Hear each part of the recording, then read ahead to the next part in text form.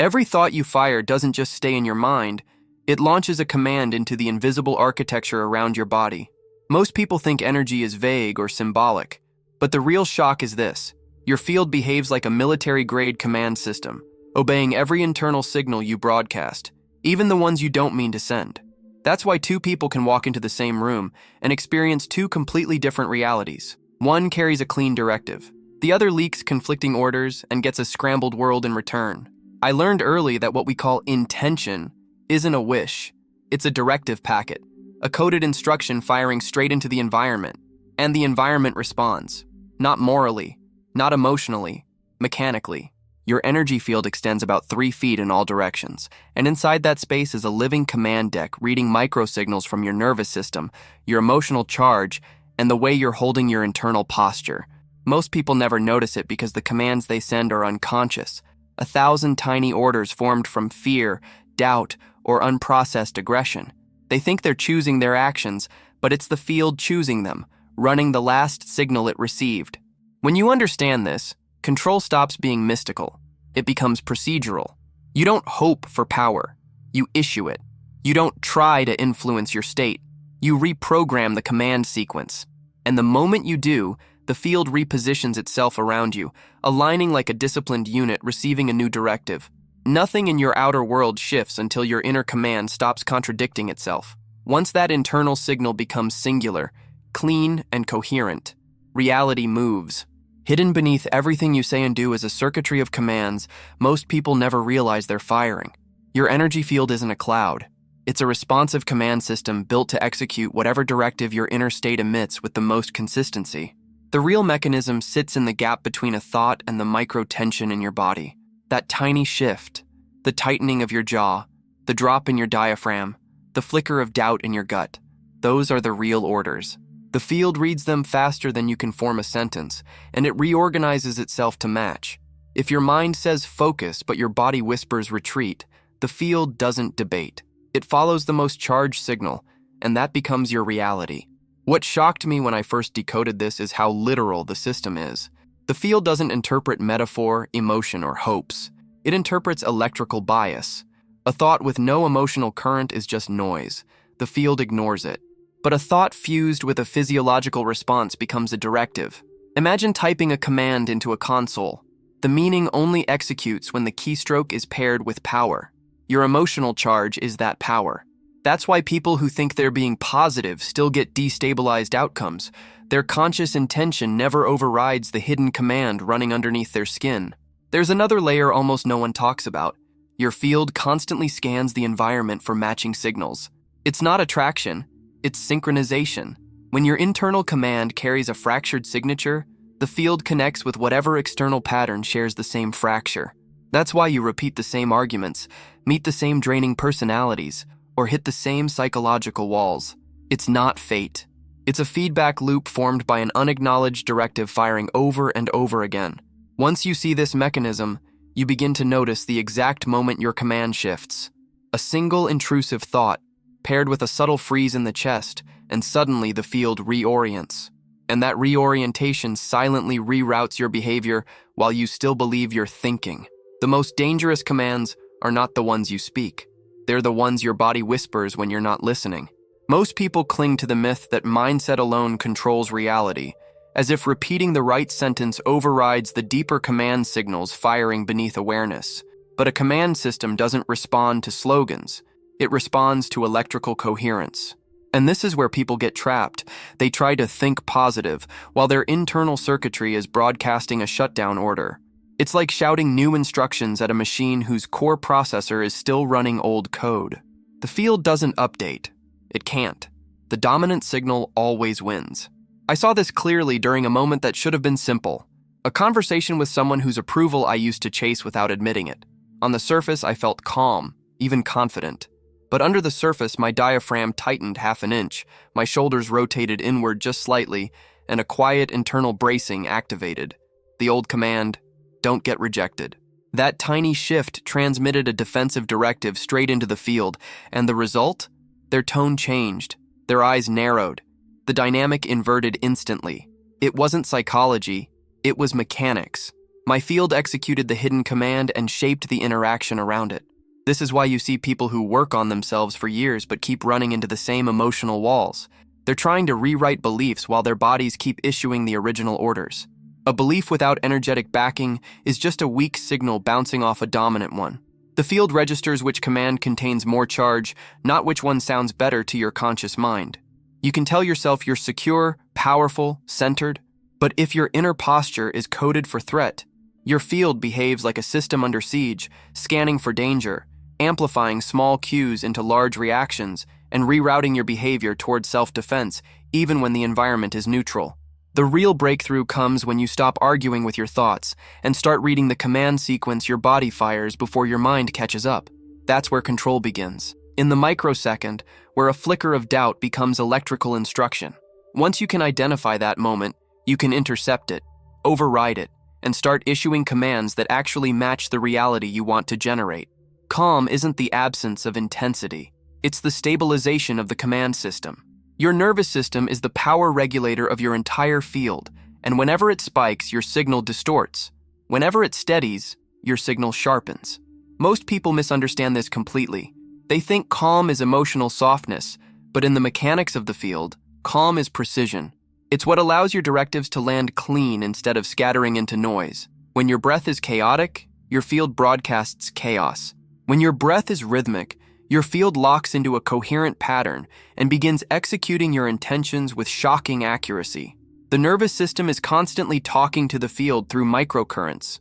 A slight adrenal surge tells the field to widen and scan for threat. A slow exhale tells it to consolidate and focus. A tight jaw instructs it to guard. A relaxed diaphragm instructs it to open. None of this is symbolic. It's electrical. That's why someone who feels grounded can walk into a chaotic environment and the space almost reorganizes around them. Their signal is stable, so their field becomes the dominant operating system in the room. Not by aggression, by coherence. To control your field mentally, you first have to control it physiologically. And there's a simple practice that recalibrates the entire command circuit in under a minute. Sit or stand without adjusting your posture. First, inhale through your nose for 4 seconds, but make the breath travel low, into the base of your ribs, not the chest. Hold it for 2 seconds. Then release for 6, letting your shoulders drop half an inch at the very end of the exhale. Repeat this cycle 5 times. Don't try to relax. Just execute the rhythm. This pattern forces the vagus nerve to downshift your defensive circuitry, clears internal electrical noise, and stabilizes the field instantly. The moment you finish, you'll notice your perception widens and the environment stops feeling like it's pressing in on you. When your nervous system reaches this steadiness, your mental commands finally have a clear channel to travel through. You're not fighting your own physiology anymore. The field becomes receptive, responsive, and aligned with the directive you choose instead of the reflex you habitually fire. In this state, control isn't effort, it's transmission. Emotion isn't the enemy. It's the voltage behind every command you issue. The moment you feel something intensely, your field doesn't wait for you to process it. It converts that emotion into raw electrical torque and channels it into whatever directive is active in your system at that instant. That's why an argument can warp your entire day. The emotional charge amplifies the command you were silently holding, even if that command was unconscious. The field isn't judging the emotion, it's using it as fuel. But here's the part almost no one sees. Every emotion has a directional signature. Anger pushes the field outward in sharp bursts, giving your commands penetration but weakening precision. Sadness pulls the field inward, making your directives dense but slow. Fear scatters the field forward and sideways simultaneously, causing your commands to fragment. And then there's desire, the most misunderstood one. Desire, when clean, aligns the entire command system like a laser array, creating a single forward-driving signal that can overpower old patterns effortlessly. But when tangled with insecurity, it splits the directive in two and the field short-circuits, generating chaos instead of momentum. To control the field, you don't suppress emotion. You weaponize it. You choose how the charge routes. The key is catching the instant before the emotion hijacks the circuitry. When the surge hits, a spike of irritation, a rush of longing, a pulse of fear, don't analyze it. Direct it. Give it a command. Something simple, internal, and intentional. The moment the charge rises, tell the system, forward clarity, internal stability, precise action, whatever matches the outcome you want. You're not affirming. You're rerouting voltage into a chosen instruction. I tested this once during a heated confrontation. My heart rate jumped, my breath clamped, the field began to flare outward. Normally that would push me into reactive speech, but instead, I caught the surge and issued a single internal directive: hold center. The emotion didn't vanish. It concentrated. My voice slowed, my gestures sharpened, and the entire dynamic flipped. Not because I forced calm, but because my field followed the redirected charge. And there's a reason this works every time. The field always obeys the command fused with the strongest emotion, because the moment the charge chooses a direction, reality follows it. There's a reason your field feels taken over in certain moments, not by spirits, not by fate, but by unclaimed directives you never consciously authored. The real hijack doesn't come from outside forces. It comes from patterns you absorbed long before you learned to read your own internal signals. A tone from a parent, a dismissal from a teacher, a humiliation you didn't have the capacity to metabolize. Those moments install default commands in your system, and unless you intercept them, they still fire whenever the right emotional trigger appears. The hijack is mechanical. The body recognizes a familiar tension pattern, loads the old directive, and executes it before your conscious mind even arrives. You feel it as a sudden shift, the way you shrink in a power struggle, the way your voice thins when someone challenges you, or the way you overcompensate with force when you sense disrespect. None of that is you. It's stored code running the field without your permission. And here's the brutal truth. Anything automatic can be exploited by the environment. If your system always collapses under pressure, people with dominant signals override your field instantly. If your system always bristles in defense, even neutral environments feel hostile. Hijack isn't mystical. It's predictable. Reclaiming command starts with identifying the exact moment the old code tries to run. It's subtle. A micro freeze beneath the ribs, a half-second of anticipatory pain, the silent urge to either disappear or dominate. That's the loading sequence. The moment you feel it, you interrupt it by shifting your internal posture. Not affirmations, not stories. Posture. Roll your shoulders back half an inch, expand the lower ribs by 2 millimeters, and unlock your jaw. This mechanical change sends a new electrical configuration into the field, overriding the stored directive before it broadcasts outward. I saw this unfold during a conversation where I normally would have collapsed. Someone spoke with a tone that used to cut straight through me. My body tried to run the old code. The micro-freeze, the sinking chest, the shutdown of breath, but I caught it. Shifted posture. Issued a silent command. Stand signal. The field stabilized instantly. Their influence broke. The dynamic recalibrated in real time. Because once you interrupt the loading sequence, the hijack ends and the command deck returns to you. Your field doesn't change because you wish it to. It changes because you feed it new code with enough consistency that the old patterns lose authority.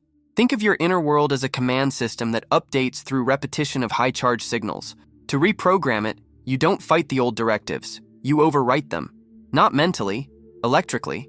Every tactic I'm about to give you works because it modifies the command circuitry at the exact points where the field listens most closely. Breath, internal stance, micro-intention, and signal sealing. The first tactic is breath code sync. Your breath is the carrier wave of your internal commands. When you inhale sharply and release without control, the system reads instability. To reprogram, inhale slow and deep into the lower ribs, hold for a heartbeat, then exhale with deliberate softness. But here's the key. As you exhale, issue a single silent directive. Something concise, mechanical, steady, forward, lock center. The breath stabilizes the channel. The command imprints onto it.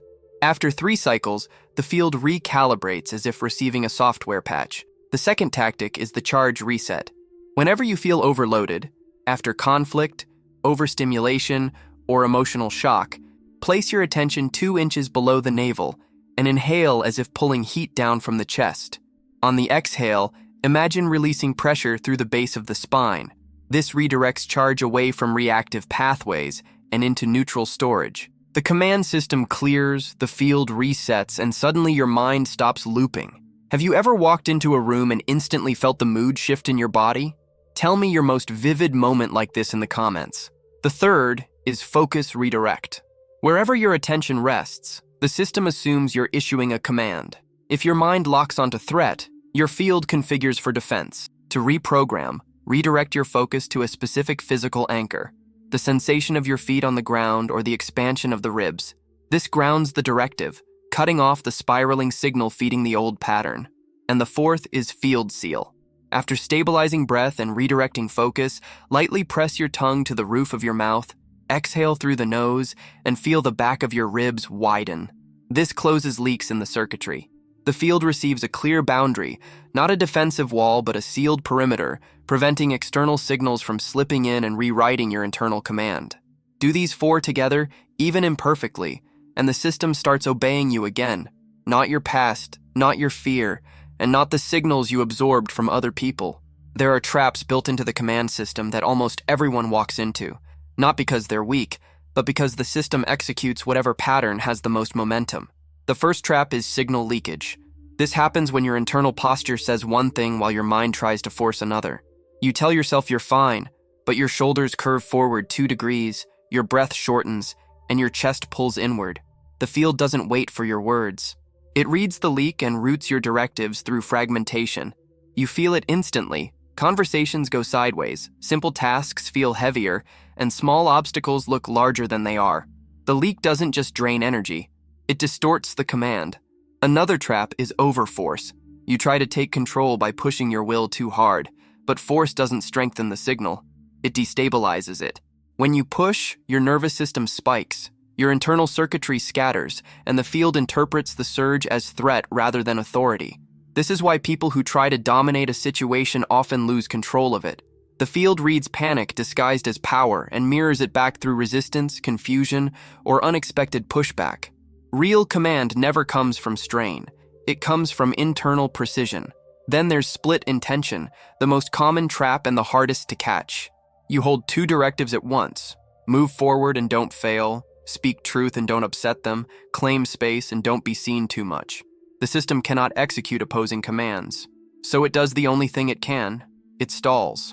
You feel it as hesitation, fog, procrastination, or emotional static. Not because you're indecisive, but because the field receives 2 incompatible instructions and goes into protective freeze to avoid electrical overload. And finally, the trap of external override. When you unconsciously match someone else's tone, posture, or emotional frequency, you hand them temporary control of your field. It happens fast. A raised eyebrow, a dismissive sigh, a shift in someone's stance, and your internal system adapts to them instead of staying aligned with your directive. The moment that happens, your field stops broadcasting and starts reacting. You're no longer operating, you're being operated. Every one of these traps can be transmuted, but only when you recognize the precise instant the system begins to tilt. Once you read that moment, you can correct it before the field executes the wrong command. Integration doesn't happen when you sit still and think about control. It happens when you move through the world and let the command system update in real time. The field learns fastest through motion. Every step you take, every micro-interaction, every shift in your breathing is a live calibration. The goal isn't perfection. The goal is coherence while moving. Because once your signal holds under motion, it becomes unbreakable under pressure. Start with something simple: walking. Most people walk as if dragged by invisible weight. Chest collapsed a little forward, breath shallow, mind running 10 different threads. That posture issues a command of fragmentation. But when you walk with the lower ribs subtly expanded, shoulders back half an inch, jaw unlocked, and a slow nasal breath, the entire command system changes. The field aligns around the spine. Your thoughts stop scattering. The environment stops feeling loud. People glance at you differently. Not because you're performing confidence, but because your signal is clean while moving, and the field broadcasts stability automatically. You'll notice the integration most clearly when you enter unpredictable situations. A crowded room, a tense conversation, a moment where someone's tone shifts. Instead of collapsing into old directives, your system will fire the new pattern almost automatically. The breath deepens, the posture corrects, the internal directive sharpens, and the field responds by staying centered instead of flaring outward or shrinking inward. This is the moment where you realize control isn't something you do. It's a state you carry. There's a practice I use constantly. Choose one internal command for the entire day. Something like hold center, move clean, clear forward. Repeat it silently every time you transition. Standing up, sitting down, opening a door, entering a room. The point isn't mantra. The point is linking movement to directive, so the field associates action with stability. After a few days, the system starts executing the command automatically. You'll catch yourself responding to pressure with clarity instead of reactivity, as if the field steps forward before your mind has to decide. And here's the turning point. Once your command stays coherent during motion, the field begins reorganizing reality to match your internal stance. Not symbolically, mechanically. The environment responds to the stability you carry, not the words you speak. Power doesn't expand in isolation, it expands through domains. Once your command system stabilizes, the field begins projecting that stability into money, relationships, purpose, and every high-pressure interaction you touch. The shift is subtle at first, then unmistakable. You stop chasing outcomes and start shaping them, not through manipulation, but through the authority your signal carries. Every domain becomes an arena where the field tests and strengthens your internal directive. You'll notice it first in money dynamics. Most people approach money with a split command, desire fused with fear. That fracture sends a chaotic signal into every opportunity. They hesitate, overthink, undervalue themselves, or grab at things that aren't aligned. But when your field is coherent, money stops feeling like a threat test and starts behaving like a response mechanism. You speak with clarity, not desperation. Your decisions sharpen. People trust you faster because your signal doesn't wobble. Money responds to coherence the way metal responds to a magnetic current, not because you force it, but because your field stops broadcasting instability. Then you'll see it in relationships. Human dynamics are just resonant exchanges between fields. When your command is steady, you stop collapsing around intimidating personalities and stop inflating around weaker ones. You meet everyone at level. The result? Power struggles dissolve.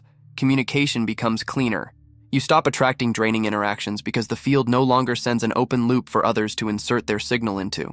One moment stands out. I watched someone enter a tense conversation carrying a fully stabilized command. Slow breath, expanded ribs, internal directive locked.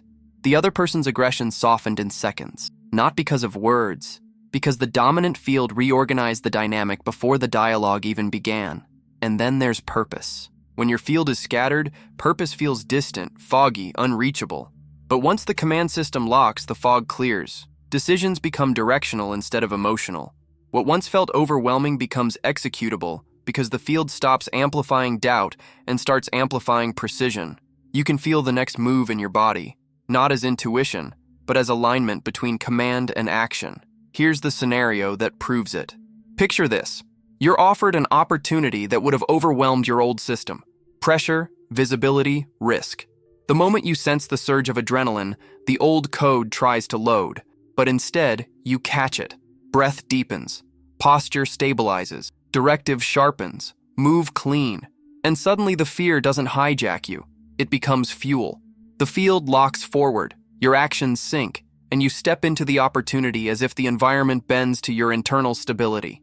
That's the mark of real expansion, when every domain starts responding to the command you carry instead of the fear you used to broadcast. Energetic sovereignty isn't about becoming untouchable, it's about becoming unoverrideable. The real mastery shows up when no tone, no atmosphere, no emotion from another person can slip past your perimeter and rewrite your command.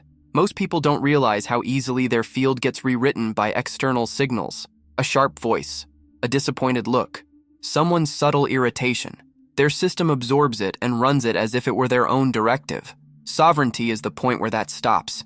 Not because you resist the world, but because your internal command is strong enough that the world has nothing to latch onto. The core of sovereignty is signal ownership. Your thoughts can shift, your emotions can surge, your environment can pressure you, but the command stays yours. You can feel the difference instantly. Instead of shrinking when someone pushes, your field holds center. Instead of bristling when someone challenges you, your signal stays clean instead of reactive. Instead of absorbing someone else's chaos, your system filters it without letting it alter your directive. This isn't emotional detachment, it's electrical leadership. To reach this state, you have to master what I call the internal lock. It's the ability to hold your directive steady even when your physiology wants to run old code.